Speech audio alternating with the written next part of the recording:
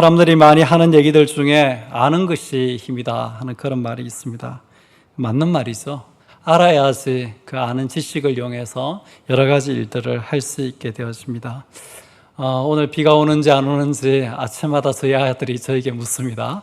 왜 그럴까요? 비가 오는지 안 오는지 알면은 우산을 챙겨갈지 말지를 결정할 수 있게 되어지고, 우산을 가져감으로 말미암아 비가 왔을 때 그것을 대비할 수 있는 힘이 생기기 때문입니다. 아는 것이 힘입니다. 또 이런 말이 있습니다. 아는 것만큼 보인다 하는 그런 말이 있습니다. 같은 곳에 가서 같은 것을 보아도 그것을 보는 사람이 가지고 있는 지식에 따라서 전혀 다르게 느낄 수도 있고 또 전혀 다르게 깨달아지기도 하는 것을 보게 되었습니다. 세상을 살아갈 때에 아는 것이 중요할 뿐 아니라 우리의 신앙에 있어서도 아는 것은 참 중요합니다. 천국 비유가 기록되어져 있는 마태복음 13장에 보면 이런 두 가지 이야기가 기록되어져 있습니다. 잘 아는 이야기입니다. 천국은 마치 밭에 감추인 보화와 같다 하는 그런 말씀입니다. 사람이 이를 발견한 후에 숨겨두고 기뻐하며 돌아가서 자기의 소유를 다 팔아 그 밭을 사느니라. 같은 밭입니다. 그런데 그 밭을 바라볼 때 어떤 사람은 그냥 밭으로 보이고 어떤 사람에게는 그 밭 가운데 숨겨져 있는 보화가 보이는 것입니다. 한 사람은 그 밭을 그냥 평범한 밭으로 알고 다른 한 사람은 보화가 숨겨져 있는 밭으로 아는 것이죠. 그 밭을 다르게 알고 있기 때문에 자기가 가지고 있는 모든 소유를 다 정리하고 팔아서 그 밭을 사게 되어지고 그 밭의 주인이 되어서 그 밭 가운데 있는 보화도 가지게 되는 것입니다. 또 그 바로 이어지는 구절에 천국은 마치 좋은 진주를 구하는 장사와 같다 하는 말씀이 있습니다. 극히 값진 진주 하나를 이 좋은 진주를 구하는 사람이 발견하고 난 다음에는 이 진주의 가치를 알아본 것입니다. 이 진주가 굉장히 극히 값진 진주라는 것을 알고서는 자기의 소유를 다 팔아서 그 진주를 사는 것을 보게 되었습니다. 다른 사람에게는 그냥 진주였겠죠. 그런데 그 값어치를 알아보는 사람에게는 그것이 극히 값진 진주인 것을 알고 자기의 소유를 다 팔아서 그 진주를 사도 손해가 아니라는 것을 아는 것입니다. 이 천국 비유를 가만히 좀 묵상해 보면 이 밭에 감추인 보화와 진주의 가치를 알아보고 자신이 가진 모든 것을 다 들여서 마침내 그것을 얻는 사람이 있는 반면에 자신이 이미 가지고 있는 밭에 놀라운 보화가 감추어져 있다는 것을 모르고 그 밭을 팔아버리는 그런 사람도 있고, 극히 값진 진주를 가지고 있음에도 불구하고 그 가치를 제대로 알지 못해서 그 진주를 다른 사람에 넘기는 사람도 있다는 것을 우리에게 가르쳐 주고 있습니다. 사랑하는 성도 여러분, 우리 대한교회 성도님들은 다 이 천국의 이 가치를 알고 이 천국의 가치를 간직하는 그런 성도님들 다 되시기를 바랍니다. 그 누가 우리가 가지고 있는 이 천국의 이 보물을 빼앗아 가려고 해도 그 유혹에 흔들리지도 않고 넘어가지도 않는 그런 성도님들 다 되시기를 예수님의 이름으로 축복드립니다.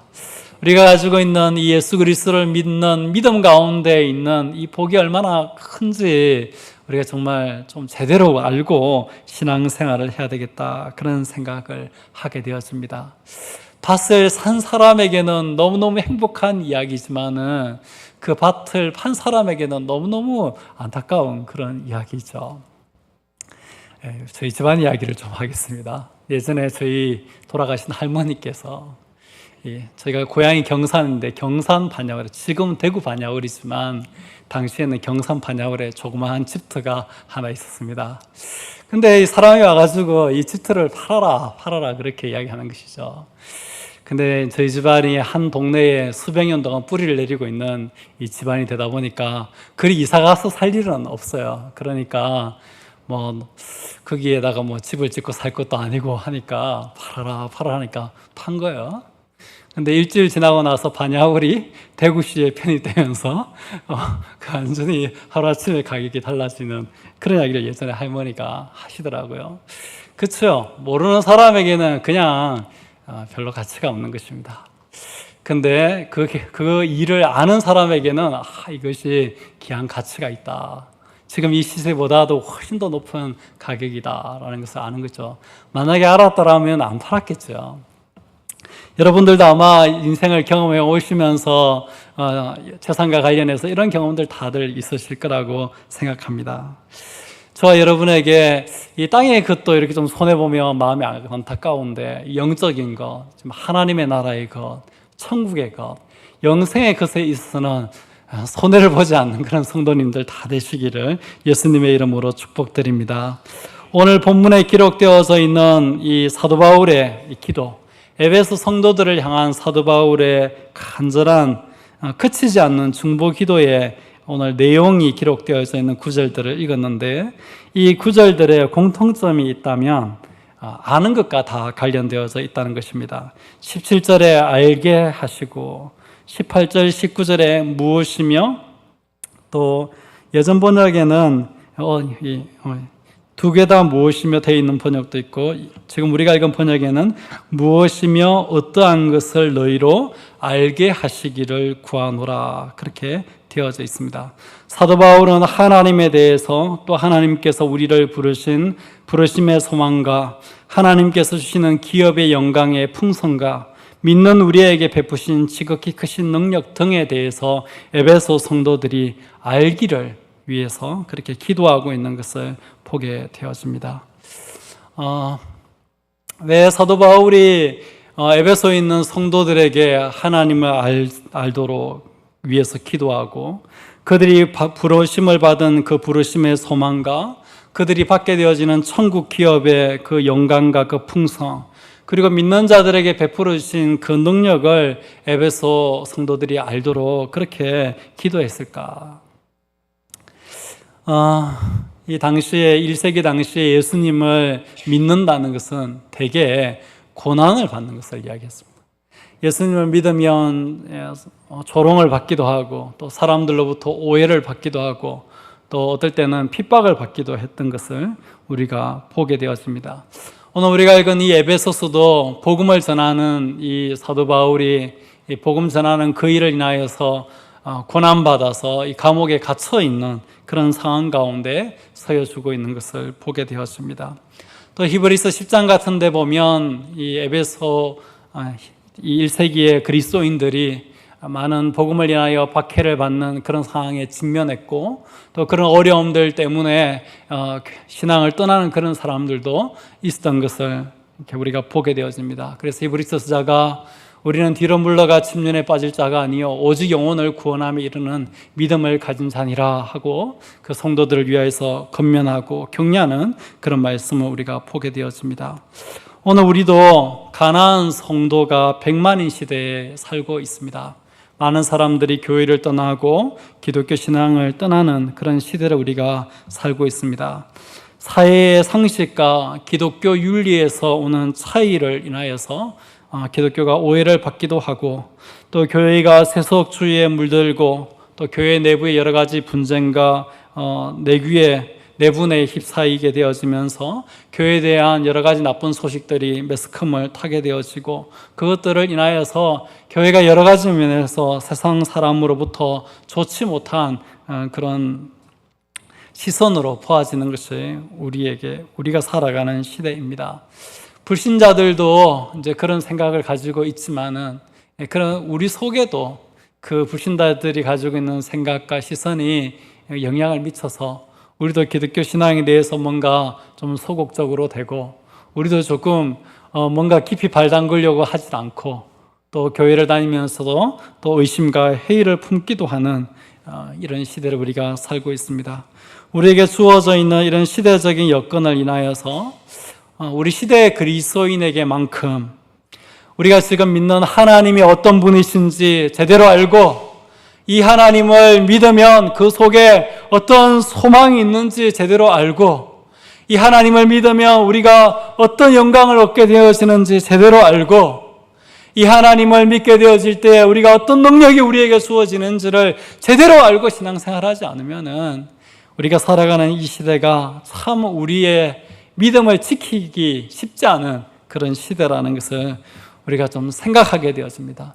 여러분, 이 밤에 이 말씀 앞에서 내가 왜 하나님을 믿는지 한번 기초를 좀 다지시는 시간 됐으면 좋겠고, 하나님이 우리를 부르시는 그 부르심에 우리가 응답하면 그게 어떤 소망이 있는지 한번 제대로 좀 짚어보시면 좋겠고, 우리가 예수님을 믿어서 하나님의 나라를 장차 유업으로, 기업으로 물려받게 될 것인데 그 기업이 얼마나 영광스럽고 풍성한 것인지 우리 마음속에 한번 짚어보면 좋겠고, 하나님을 믿는 게 우리에게 얼마나 놀라운 하나님의 능력을 가져다 주는 것인지를 좀 짚어보고, 하나님을 믿는 우리의 신앙의 모든 회의와 의심과 흔들리는 마음을 던져버리고 신앙의 뿌리와 기초를 견고하게 하는 그런 저와 여러분 될 수 있기를 바랍니다. 설교 말미에 말씀드릴 건데 미리 좀 적용해서 말씀드리면, 여러분, 여름 성경학교와 수련회 시즌입니다. 이 시즌을 통하여서 우리의 자녀들이, 우리의 믿음의 다음 세대들이 하나님을 좀 제대로 알도록 기도할 수 있는 저와 여러분 될 수 있기를 바랍니다. 그냥 예배당만 다녀가지고는 다음 세대의 믿음 지키지 못합니다. 하나님을 제대로 알고 교회를 다니고 신앙생활을 해야지 그 믿음이 제대로 다음 세대에 이어질 수 있고 다음 세대의 영적인 전투를 감당할 수 있습니다. 하나님이 우리를 부르신 부르심에 어떤 소망이 있고 천국의 그 기업이 얼마나 영광스럽고 풍성한지 제대로 알고 하나님이 믿는 자들에게 어떤 능력을 베풀어 주시는지 제대로 알게 되어지는 은혜가 이번 여름 성경학교 때, 수련회 때 우리의 자녀들에게 좀 일어날 수 있도록 여러분 기도하십시다. 그래야지 우리의 자녀들이 다음 세대에도 믿음으로 정말 살아가고 이 교회를 또 위해서 충성하고 봉사하고 이 땅 가운데 하나님 나라 일들을 펼쳐갈 수 있지 않겠습니까? 미리 말씀드리지만은 여러분 이 시즌에 이런 기도 제목으로 좀 많이 기도해 주시기를 바랍니다. 사람들이 기독교를 개독교라고 놀리는 시대에 우리 아이들이 살아가고 있습니다. 우리가 지금부터 열심히 노력해서 이것을 바꾸어내지 못하면 아마도 더 심각한 오해와 조롱 가운데, 핍박과 고난 가운데 이 아이들이 신앙생활 할지 모릅니다. 우리는 길거리 나가서 전도할 수 있는 시대에 살지만은 다음 세대들은 길거리에 나가서 전도할 수 없고 공식적으로 기독교 신앙에 대해서 고백할 수 없고 기독교 가치와 윤리를 말하면 감옥에 가는 그런 시대에 이 아이들이 살 수 있습니다. 그렇다면 이 아이들이 정말 하나님을 제대로 알고 신앙생활을 할 수 있도록 우리가 좀 간절히 기도하고 부지런히 좀 가르칠 수 있는 그런 우리 대한교회 성도님들 다 되시기를 예수님의 이름으로 축복드립니다. 이 일을 위해서 헌신해 주시고 기도해 주시고 협력해 주시고 후원해 주시기를 예수님의 이름으로 당부드립니다. 이 성경 본문에 기록되어져 있는 에베소 교인을 위한 사도 바울의 중보기도의 첫 번째 내용은 17절에 기록되어져 있습니다. 다 같이 큰 목소리로 함께 읽어보겠습니다. 시작. 우리 주 예수 그리스도의 하나님 영광의 아버지께서 지혜와 계시의 영을 너희에게 주사 하나님을 알게 하시고. 여러분, 지금 불신자들에게 하나님을 알게 해달라고 기도하는 거 아닙니다. 에베소에 있는 이 성도들을 위해서 사도 바울이 너희가 하나님을 좀 알 수 있도록 그렇게 되면 좋겠다 기도하고 있습니다. 에베소에 있는 성도들은 믿음이 있었고 성도를 향한 이 사랑이 있었습니다. 이런 균형 잡힌 신앙을 가지고 나름 균형 잡힌 신앙을 가지고 있는 건강한 그리스도인이었지만은 사도 바울이 그들을 향하여서 하나님을 더 알도록 하나님을 너희들이 좀 제대로 알면 좋겠다. 그렇게 소원을 가지고 하나님 앞에 기도하고 있는 것을 보게 되어집니다. 여러분, 하나님을 알아가는 일에 열심을 좀 내시기를 바랍니다. 하나님을 아는 지식만큼 고상한 지식이 없고 우리의 모든 것들을 다 배설물로 여기면서까지 알만한 지식이 하나님에 관한 지식임을 여러분 기억하시기를 바랍니다. 혹시 여러분 신앙의 연수가 더해지면서 혹시 하나님을 다 알고 있는 것 같은 그런 생각들 혹 여러분 가지고 있지 않습니까? 알 만큼 안다. 알 만큼 안다 하는 그런 마음이 여러분에게 있지 않습니까? 내가 성경 말씀에 대해서 읽은 만큼 읽어봤고, 제자훈련 성경 공부할 만큼 해봤고, 또 내가 공부를 할 뿐만 아니라 누구를 가르치기도 하고 교회 학교 교사 경력이 얼마고, 우리 마음속에 여러분 그런 마음들이 있습니다. 목사도 마찬가지입니다. 신학을 공부했고 이때까지 한 설교가 얼마고 읽은 성경이 얼마고 하는 이런 마음들 때문에 우리도 모르는 사이에 신앙의 연수가 더해지면서 하나님을 아는 것에 대한 열정이 우리에게 희미해지는 것을 이렇게 보게 되어집니다. 간단하게 수학으로 이야기하겠습니다. 여러분, 하나님은 무한하신 분인 줄 믿습니다. 그죠? 여러분이 아는 하나님을 아는 지식이 하나님에 대해서 100개, 1000개, 10,000개 안다고 치십시다. 무한대 빼기 100, 무한대 빼기 1000, 무한대 빼기 1000만, 억 해도 답은 뭡니까? 무한대입니다. 여러분, 우리가 하나님이 그렇게 크신 분인 것을 여러분 생각하시고, 여러분 평생 하나님을 알아가기를 힘쓸 수 있는 저와 여러분 될 수 있기를 바랍니다. 우리가 절겨 부르는 찬송 중에 평생의 소원이 주님 더 알기를 원합니다. 주님 더 알기를 원합니다. 그런 찬양이 있잖아요. 여러분 평생 하나님을 더 알아갈 수 있는 그런 귀한 성도님들 다 되시기를 바랍니다. 여러분 만약 평생 어릴 때부터 신앙생활에서 90대까지 신앙생활 하셨으면 90살 되어서 여러분 마음이 어떨 것 같아요? 어릴 때부터 성경 읽었으면 90노인이 되면 성경 또 읽고 싶을 것 같아요? 저는 안 읽을 것 같은데 저희 외할머니를 보니까 90노인인데 맨날 하신 일이 성경 아직도 보시더라고요. 여러분 우리가 믿는 하나님은 그런 하나님이고 우리가 배우는 말씀이 그런 말씀인 줄 알고 여러분 하나님을 알아가시기를 바랍니다. 하나님을 아는 지식은 우리를 살리고 하나님을 아는 지식은 우리를 행복하게 만들고 하나님을 아는 지식은 우리를 온전하게 만드는 줄 알고 하나님을 알아가는 그런 귀한 열심이 있는 우리 대한교회 성도님들 다 되시기를 바랍니다. 대천덕 신부님이 예수원 하시는요, 지금 돌아가셨지만 대천덕 신부님이 노년에 건강이 안 좋으셔서 병원에 입원하셨는데 대천덕 신부님은 훌륭한 신학자이고 평생을 하나님 말씀을 가르치고 사셨던 분인데 병실에서 거기서도 아직 성경을 연구하고 있는 거예요. 이스라엘 왕들의 연대기를 이렇게 살피면서 그런 모습을 주변의 인들이 보고 간증하는 것을 보게 되어집니다. 여러분 그런 마음들이 우리 속에 있기를 바랍니다. 근데 중요한 포인트가 여기 한 가지가 있습니다. 17절에 보면 하나님을 알게 하시고 앞에 기록되어져 있는 구절들이 있습니다. 그것은 하나님을 아는 것이 어떻게 이루어질 수 있는지를 기록하는 것입니다.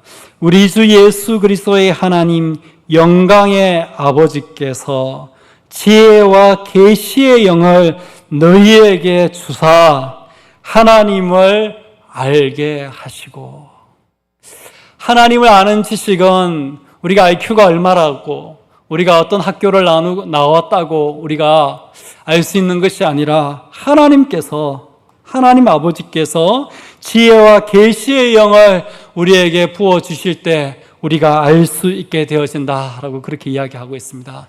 여러분 하나님께서 지혜와 계시의 영을 우리에게 부어주시도록 기도하시기를 바랍니다. 성경을 읽을 때도 기도하고 읽어야 되고 성경을 배울 때도 기도하고 배워야 되고 말씀을 전할 때도 기도하고 전해야 할 이유가 이 하나님을 아는 것은 이 말로 되는 게 아니고 지식으로 되는 것이 아니고 하나님께서 지혜와 계시의 영을 우리에게 부어주셔서 성령으로 우리 가운데 일하고 역사하게 할 때에 그때 알아하시는 것입니다.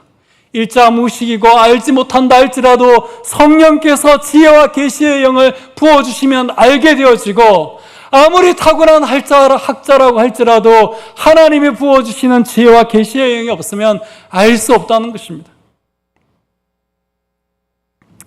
여러분 하나님 앞에 기도하시기를 바랍니다. 하나님, 주님 더 알기를 원합니다 하는 그런 기도를 가지고 하나님 성령님이 나를 도와주셔서 이 말씀을 통해서 하나님 알게 해주시고 내 삶의 경험을 통해서 인생 여정을 통해서 하나님을 알게 해주시고 하나님을 알게 해달라고 기도하시면 좋겠고, 여러분 성경학교를 위해서 수련회를 위해서 기도할 때에 이 포인트를 가지고 기도하시기를 바랍니다.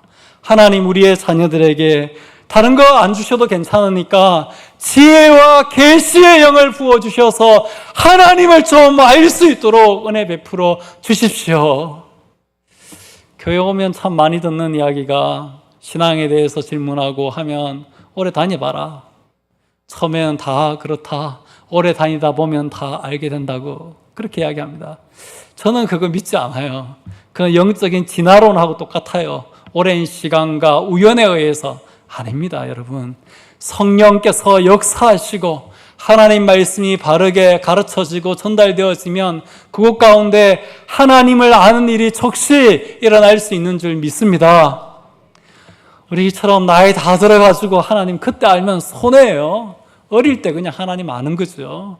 그리고 하나님을 아는 지식 가운데 우리의 자녀들이 살아갈 수 있도록 미루지 말고, 이번 여름에 하나님, 우리 아이가 지혜와 계시의 영을 하나님께서 그 속에 부어주심으로 말미암아 하나님을 알고 예수 그리스도를 인격적으로 영접하고 예수 그리스도 안에서 평생을 살아가는 자녀들 되게 하여 주옵소서 하고 그렇게 기도하시기를 바랍니다. 저 어린 것이 못 알겠나 싶지만 한국에 왔던 최초의 선교사 언더우드는 초등학교 가기 전에 이미 인도 선교사로 자기 자신을 헌신했다고 해요. 여러분, 그런 역사가 우리의 자녀들에게도 일어날 수 있는 줄 믿으시고, 이번 여름에 성경학교와 수련회를 통해서 우리의 자녀들이 하나님이 부어주시는 지혜와 계시의 정신으로 말미암아서 하나님을 알게 되어지는 역사가 일어날 수 있도록 여러분 기도하시기를 바랍니다. 여러분 주변에 또 전도하고 싶은 사람들 있으실 때 여러분 이 말씀이 우리에게 얼마나 큰 힘이 되는지 모릅니다. 전도하려고 말해보면 논리로 못 이겨요. 그죠? 논리로 못 이기고 아무리 설득해도 듣지 않아요. 여러분 기도하시기를 바랍니다. 사람의 말빨로는 못 이겨도 성령께서 기도하시면 하루아침에 뒤집어지는 줄 믿습니다. 제가 우리 교회에 와보니까 우리 교회를 통해서 예수님을 믿으시고 교회의 중직자가 되신 여러분들이 많은데, 그분들 중에 보니까요, 제가 보니까 정말 우연히 은혜로 갑작스럽게 교회에 나오고 예수님 믿게 되신 분들이 많더라고요. 맞죠? 그냥 정말 이렇게 정말 하나님의 초월적인 섭리가 아니면 잘 설명 안 되는 그런 방식으로 교회에 이 발을 들여놓으시고 예수님을 믿게 되어진 그런 분들이 많은 것을 보면서 우리 시대에도 여전히 하나님께서 살아 역사하시고 계시는구나, 이런 생각을 제가 하게 되었습니다. 여러분 그런 일들이 다음 세대에도 또 그 다음 세대에도 계속 하나님으로 말미암아 일어나는 줄 믿으시고 이를 두고 기도할 수 있는 저와 여러분 될 수 있기를 바랍니다. 사도 바울의 두 번째 기도의 제목은 뭐냐면 이 18절에 기록되어져 있는데 같이 한번 읽어보겠습니다. 시작. 너희 마음의 눈을 밝히사 그의 부르심의 소망이 무엇이며 성도 안에서 그 기업의 영광의 풍성함이 무엇이며 이것을 알게 해달라라고 그렇게 이야기하고 있습니다. 여기도 마찬가지죠. 앞에는 지혜와 계시의 정신을 부어주셔서 하나님을 알게 해달라 그랬는데 18절에는 너희 마음의 눈을 밝히사, 하나님께서 우리의 마음의 눈을 밝혀주셔야지 우리가 이 부르심의 소망이 뭔지 알게 되어지고 하나님이 우리에게 주시는 기업의 영광의 풍성이 무엇인지 알게 된다 하는 것입니다. 하나님께서 우리의 마음의 눈을 밝혀주시기를 소원합니다. 하나님께서 우리의 자녀들의 마음의 눈을 밝혀주셔서 이 믿음 가운데 있는 이 소망과 이 기업의 풍성을 우리의 자녀들이 알게 되어지는 은혜가 있기를 바랍니다.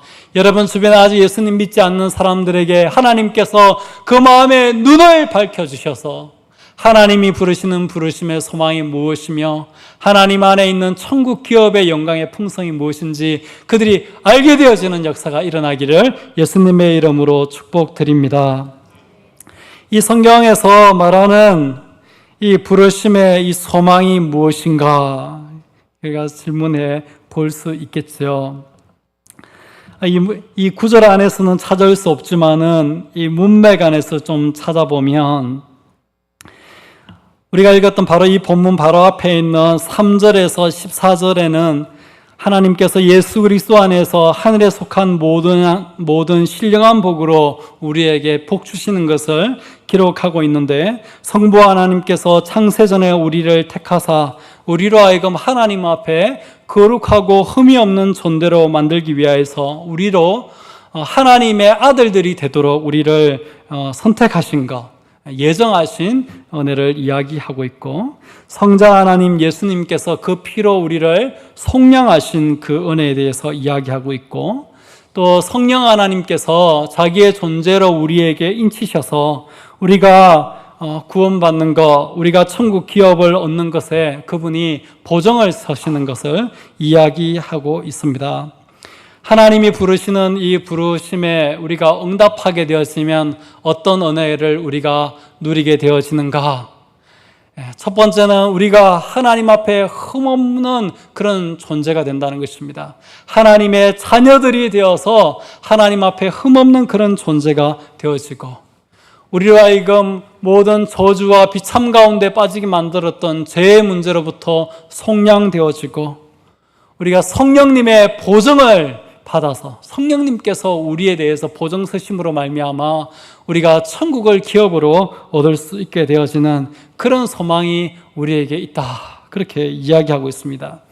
이 구절의 후문맥이라고 할 수 있는 2장에서 살펴보면 허물과 죄로 죽었던 우리를 살리신 것에 대해서 이야기하고 있고 본질상 진노의 자녀였던 우리가 그리스도와 함께 살리심을 받고 함께 일으키심을 받고 함께 하늘에 앉혀지는 그런 은혜를 누리게 되어지는 것, 또한 그리스도 예수 안에서 하나님께서 우리를 새롭게 창조하셔서 선한 일을 위한 치유심이 우리 속에 있게 되어지는 그러한 소망들에 대해서 이야기하고 있는 것을 보게 되어집니다. 사랑하는 성도 여러분, 하나님께서 우리를 부르시는 그 부르심, 또 하나님께서 우리에게 주시는 하나님 나라의 그 기업, 여러분 그것이 얼마나 풍성한지 우리가 알고 이 부르심을 놓치지 않고 이 기업을 빼앗기지 않고 살아갈 수 있는 귀한 성도님들 다 되시기를 예수님의 이름으로 축복드립니다. 그냥 이 말을 여러분 이 말로만 알지 마시고 여러분 믿고 그 부르심에 반응하고 그 천국 기업을 추구하면서 여러분 인생을 경영하고 살아나가 보시기를 바랍니다.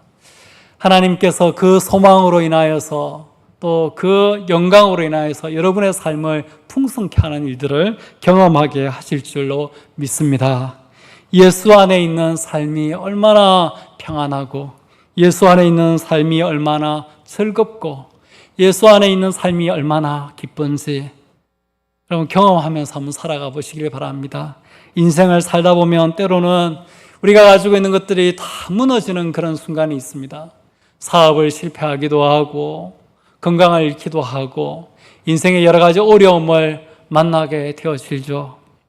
그럴 때 우리는 정말 마음 아프고 절망하게 되어지는데 그 절망의 자리에 다 이렇게 주저앉아 있을 때에 마음 깊은 곳에서 우리를 일으키는 그런 소망의 이 물줄기가 거기에 흐르는 것을 느끼실 수 있을 것입니다. 세상에 다 잃어버리고 다 무너져도 나에게 여전히 남아있는 하나님이 부르신 그 부르심의 그 소망, 영생에 대한 소망, 하나님의 자녀가 되어서 천국에서 영원토록 왕노릇할 그 소망, 죄와 그로 인한 모든 비참과 죽음의 근세로부터 자유롭게 되어지는 그 소망이 우리 영혼 깊은 곳에 면면히 흐르고 있는 것을 보게 되어집니다. 내가 세상의 건 다 잃어버렸지만은 세상의 것과 비교할 수 있는 천국이라는 그런 기업이 하나님의 유산이 나에게 여전히 남아있다는 것을 우리가 생각하면서 마음 어딘가에서부터 마음 한켠이 던던해지고 아직 끝난 것이 아니다 하는 그런 생각이 들고, 하나님이 나의 아버지시고 나의 삶을 인도하셔서 마침내는 그 소망과 영광의 자리에 인도하실 거지 하는 그런 마음이 다 생각이 나면은 세상의 것 다 잃어버려도 마음이 다시 일어날 그런 마음들이 생기는 거, 여러분 경험해 보신 분들도 있을 것이고 앞으로 경험하게 되실 분도 있을 것입니다. 또 이미 여러분의 인생의 작은 고비들 넘어오시면서 아마 다 그거 이미 여러 번 경험하시면서 오늘에 이르게 된 줄 제가 믿습니다. 여러분, 그 능력을 잃어버리지 않고 살아갈 수 있는 저와 여러분 될 수 있기를 바랍니다. 우리의 신앙이라는 것은 우리에게 큰 자유를 줍니다. 우리에게 큰 해방을 주고 우리에게 큰 초월할 수 있는 그런 능력을 줘요. 문제에 부딪혀서 문제를 뛰어넘을 수 없으면 세상 사람들은 좌절해버립니다. 좌절해버려요. 포기해버리고 절망해버리죠. 근데 예수 믿는 사람들은 그렇지 않죠. 그렇지 않죠. 다 잃어도 좋다 하는 그런 마음이 있어요. 시편 23편에 보면 사망의 음침한 골짜기로 다닐지라도 내가 해를 두려워하지 아니함은 주의 지팡이와 막대기가 나를 안위하십니다. 사망의 골짜기는 아무도 안 걸어가고 싶어요. 안 들어가고 싶죠. 가능하면 피하고 싶습니다. 그런데 어디 그러나요? 인생이 다 결국에는 마지막 골대가 그게 아닙니까? 사망의 음침한 골짜기로 걸어 들어가게 되어 있는 게 인생입니다. 그런데 그 골짜기에 발을 탁 들여놓는 순간 세상 사람들은 끝났다, 이제는 아무 소용없다, 그렇게 생각하지만 우리는 하나님이 여전히 나의 목자가 되셔서 이 사망의 음침한 골짜기 가운데서도 주의 지팡이와 막대기로 나를 안위하여 주시고 그분의 보호 가운데 이 사망의 음침한 골짜기를 무사히 통과하여서 하나님의 나라의 영생의 자리에 이르게 될 그런 소망이 우리에게 있잖아요. 그래서 신앙의 선배들은 이 부르심의 소망과 이 천국 기업의 그 영광의 풍성을 의지하고 죽음의 권세도 뛰어넘고 죽음의 위협도 두려워하지 않는 그런 모습들을 우리에게 보여주는 것을 보게 되어집니다. 사랑하는 성도 여러분, 여러분에게 이 부르심의 소망과 이 기업의 영광의 풍성이 있는 것을 꼭 기억하시기를 바랍니다. 세 번째, 사도 바울이 에베소 교인들이 알면 좋겠다라고 기도하는 제목이 19절에 기록되어져 있습니다. 같이 읽겠습니다. 시작. 그의 힘의 위력으로 역사하심을 따라 믿는 우리에게 베푸신 능력의 지극히 크심이 어떠한 것을 너희로 알게 하시기를 구하노라. 하나님이 우리에게 베푸신 능력이 있는 줄 믿습니다. 아이든가요? 하나님이 우리에게, 여기 우리는 이 성도들을 이야기하는 거거든요. 우리에게 베푸신 능력이 있는 줄 믿습니다. 잘 못 믿으실지 모르지만 하나님이 저와 여러분에게 베풀어 주신 능력은 시시한 능력이 아니라 지극히 크신 능력을 베풀어 주셨다고 성경이 이야기하고 있습니다. 아멘. 하나님이 우리에게 이것을 베풀어 주실 때에 그 힘의 위력으로 역사하심을 따라서 베풀어 주셨다 그랬어요. 예전 번역에는 그 힘의 강력으로 역사하심을 따라서 우리에게 능력을 베풀어 주셨다 그랬습니다. 여러분, 여러분에게 하나님께서 위력으로, 강력으로 역사하심을 따라서 베풀어 주신 지극히 크신 능력이 있는 것을 믿으시기를 바랍니다. 믿음의 영웅들에게만 있는 것이 아니라, 믿음의 조상들과 선친들에게만 있는 것이 아니라 우리에게 하나님의 힘의 위력으로 강력으로 역사하심을 따라 베풀어 주신 지극히 크신 능력이 성도들에게 있는 것을 믿으시기를 바랍니다. 우리가 이거 알아야 돼요. 이거 알아야 돼요.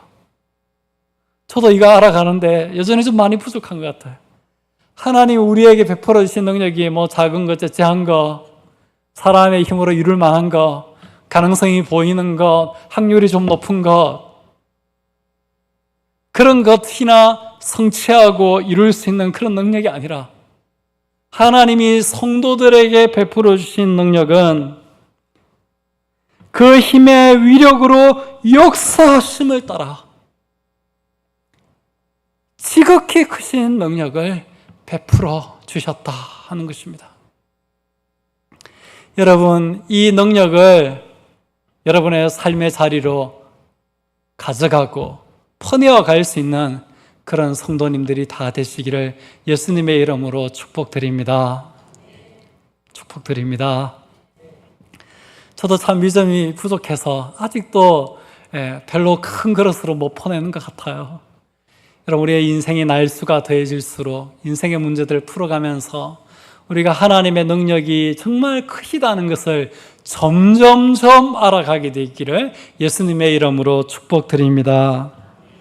근데 아주 중요한 키가 여기 하나 있어요. 이 능력을 길어내는, 베풀어내는, 이 능력을 퍼내는 아주 중요한 키가 있는데, 여기에 우리에게 능력을 베풀어 주시는데 그 우리 앞에 수식하는 단어가 있습니다. 뭐죠? 뭐죠? 뭐죠? 네, 믿는 우리에게 그랬어요. 믿는 우리에게. 우리가 실력으로 퍼내는 거 아닙니다. 우리의 지혜와 지식으로 퍼내는 것 아니고요.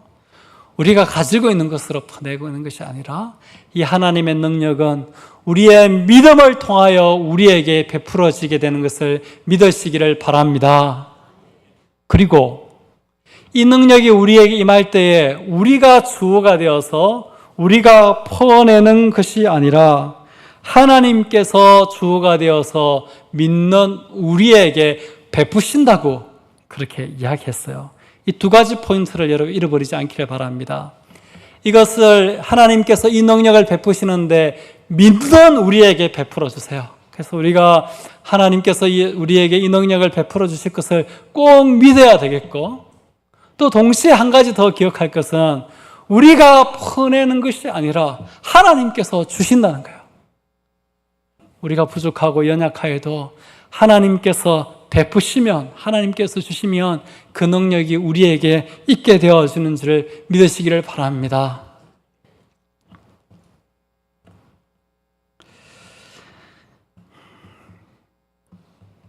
특별히 이 능력은 이 구절의 후문맥에 의하면 이 성도에게 베풀어 주시는 이 능력은 먼저 예수 그리스도 속에서 역사하게 되어지고, 예수 그리스도 안에서 그 능력이 역사함으로 말미암아 예수 그리스도를 죽은 자 가운데서 부활케 만들고, 그 부활하신 예수 그리스도를 하나님께서 교회의 머리로 주시는 것을 성경이 우리에게 이야기하고 있습니다. 우리가 이 능력을 소유하고 받고 싶으면 아주 중요한 통로가 있다는 거죠. 왜냐하면 하나님께서 이 능력을 우리에게 전달해 주실 때에 그 그릇이 있는데 그 그릇이 예수 그리스도라는 거죠. 예수 그리스도라는 거죠. 예수 그리스도 안에서 그 능력이 먼저 역사하게 만들어서 그리스도를 죽은 자 가운데 부활하게 만드실 정도로 강력하게 역사하게 만들어서 그 그리스도를 우리에게 주시는데, 우리 누구에게 주시냐면 교회에 주시는 것을 성경이 우리에게 가르치고 있습니다.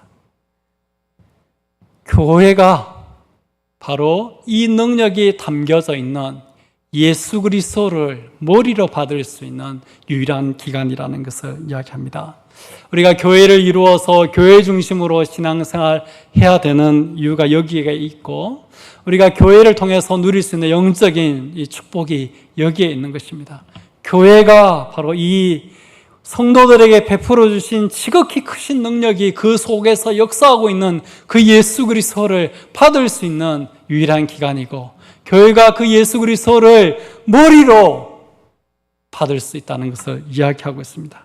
교회 가운데 그리스도의 머리 되심, 그리스도의 주 되심을 분명하게 세워나가게 되어지면 우리가 교회를 통하여서 하나님께서 성도들에게 베풀어 주시는 그 지극히 크신 능력을 경험하고 누리고 살아가게 되어지는 원리를 우리에게 가르치고 있는 것입니다. 아무튼 성도 여러분, 저와 여러분의 삶 가운데 하나님이 베풀어 주신 은혜가, 하나님께서 베풀어 주시는 이 능력이 가득하기를 예수님의 이름으로 축복드립니다. 인생의 여정 한 걸음 한 걸음 한 걸음 나아가실 때에 항상 여러분을 믿는 우리로, 믿는 여러분으로 항상 이어가시기를 바랍니다. 믿음이 우리에게 있어야지, 믿는 우리가 되어야지 하나님의 은혜가, 하나님의 능력이 우리 속에 베풀어 주시는 것을 기억하고, 여러분 어떠한 순간에서든지 믿는 우리로, 믿는 여러분 자신으로 지켜가시기를 바랍니다. 망해도 믿으면서 망해야 되고, 죽어도 믿으면서 죽어야 됩니다. 항상 믿음으로 가야 합니다. 그래야지 그 능력이 우리 속에 임하게 되어지는 거 여러분 생각하시고, 세상을 살아가면서 가끔 뒤로 한 걸음 물러서고 싶은 그런 마음이 있죠. 믿음의 자리에서 물러서고 싶은 그런 마음이 있습니다. 그런데 여러분 물러서지 마십시오. 오직 나의 의인은 믿음으로 말미암아 살리라 말씀하시면서 우리는 뒤로 물러가 침륜에 빠질 자, 지금 번역은 멸망에 빠질 자가 아니요 오직 영혼을 구원함에 이르는 믿음을 가진 자니라, 이렇게 이야기하고 나서 히브리서 11장에 믿음으로 살아간 여러 믿음의 영웅들이 만들었던 놀라운 믿음의 역사를 말하고 있는 것을 기억하고, 항상 믿는 우리로 우리 자신을 지켜갈 수 있는 귀한 성도님들 다 되시기를 예수님의 이름으로 축복드립니다. 우리의 자녀들이 이번 여름에 하나님께서 그들에게 베풀어 주시는 그 능력이 무엇인지 알고 경험하고 체험하는 역사들이 성경학교와 여름 수련회 가운데 있을 수 있도록 여러분 기도로 도와주시면 좋겠습니다.